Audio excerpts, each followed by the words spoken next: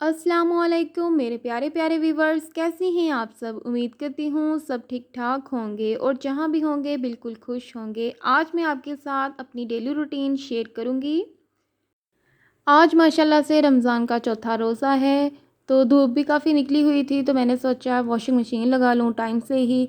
तो उसके बाद मैंने लस्सी बनानी थी, रात को ही दूध को दही लगा कर रखा हुआ था, तो फिर लस्सी बनाई। अम्मी घर पर नहीं थी, तो मैंने ही उसका मक्खन निकाला। तो मैंने सोचा क्यों ना उसकी क्लिप्स जो हैं वो मैं आपके साथ शेयर करूँ, क्योंकि जो लोग मेरा व्लॉग गाँव से देख रहे हैं तो उनको तो पता होगा कि लस्सी घर की फ़्रेश कितनी अच्छी होती है और गर्मियों में खाने के साथ तो बहुत ही मज़े की लगती हैं।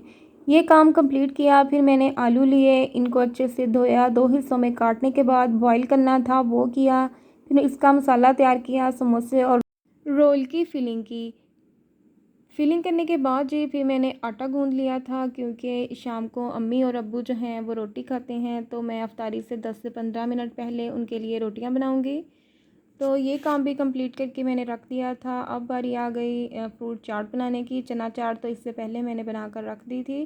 फ़्रेश ही बनाती हूँ फ्रूट चाट भी और चना चाट भी, क्योंकि ये डेली की फ़्रेश ही अच्छी लगती हैं। तो थोड़ी थोड़ी सी तो बनानी होती हैं, घर में जितने अफराद हों उस हिसाब से मैं उतनी चीज़ ही बना लेती हूँ, क्योंकि जो फ़्रेश का टेस्ट होता है वो पड़ी हुई चीज़ का इतना टेस्ट नहीं होता। आज के मेन्यू में मूंग की दाल बनाने का प्लान था, क्योंकि ये बहुत मज़े की बनती है, गर्मियों में तो बहुत अच्छी लगती है जब हम इसके पराठे बनाते हैं। तो इसको मैंने 10 से 15 मिनट के लिए भिगो कर रख दिया था। फिर एक साइड पर प्याज को ब्राउन होने के लिए रख दिया और दूसरी साइड पर मैंने दाल को बॉईल होने के लिए रख दिया था। 2 से 3 मिनट के बाद जो है प्याज ब्राउन होना स्टार्ट हो चुके थे। फिर इसमें एक टमाटर ऐड किया, 2 से 4 जो हैं सब्ज़ मिर्ची ऐड की, मज़ीद इसको पकाया ताकि अच्छे से ब्राउन हो जाए। फिर इसमें स्पाइसेस ऐड कर देंगे और दाल जो है उसको भी बॉयल 2 आ चुके थे, तो फिर मैंने उसको भी निकाल कर रख लिया था। तो ये देखें बहुत ही मज़े की ये दाल लगती है। आप भी इस रेसिपी को घर में ज़रूर ट्राई कीजिएगा। एक बार इसके पराठे बनाकर खाइएगा, इंशाल्लाह ताला आपको इसके पराठे बहुत ही अच्छे लगेंगे। तो छाननी में दाल को निकाल कर रख लिया था।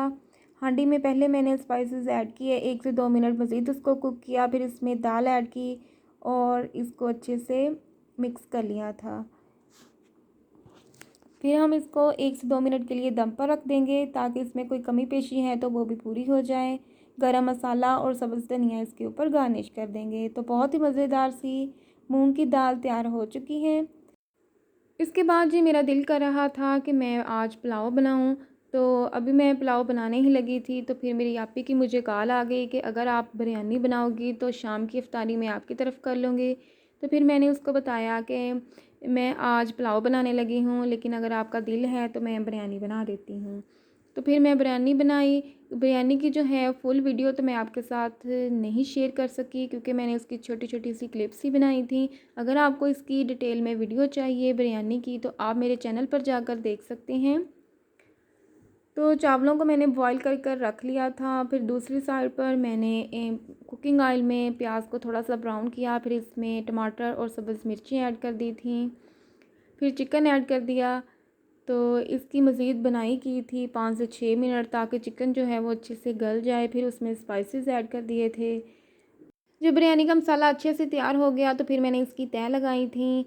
ज़र्दा कलर तो घर में अवेलेबल नहीं था, तो मैंने प्याज, टमाटर, सब्ज़ धनिया और पुदीने की जो थी इसके ऊपर गार्निश करके तो फिर उसकी तह लगाई थी। तो बहुत ही मज़ेदार सी स्पाइसी सी बिरयानी तैयार हो गई थी। अफ्तारी में कुछ ही मिनट रह गए थे, फिर मैं जल्दी से टेबल के ऊपर चीज़ें लगा रही थी। साथ ही जो है वो ज़ियान की जो हैं क्लिप्स वो भी मैंने बनाई थी।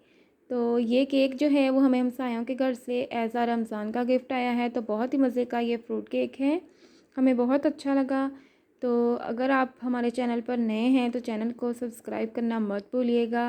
माशाल्लाह से रमज़ान का चौथा रोज़ा है, इतना फ़ील नहीं हो रहा। सब लोग बहुत ज़्यादा एक्साइटेड हैं और हम लोग भी बहुत ज़्यादा एक्साइटेड हैं। रात को जब हम लोग तरावी में इकट्ठे होते हैं तो हमें बहुत खुशी होती है कि 1 साल के बाद हम सब लोग इकट्ठे होकर तरावी पढ़ रहे हैं, क्योंकि रमज़ान में तो टोटली सारी रूटीन हमारी चेंज हो जाती है, क्योंकि हम लोग इबादत भी करते हैं, नमाज़ भी पढ़ते हैं। तो काम भी साथ साथ होते ही रहते हैं। अल्लाह पाक हम सब की इबादत को कबूल करे। जिस तरह से हम रमज़ान में इबादत करते हैं, इसी तरह से रमज़ान के बाद भी इबादत करने की तौफ़ीक दे, नमाज़ पढ़ने की तौफ़ीक दे। आमीन सुम्मा आमीन।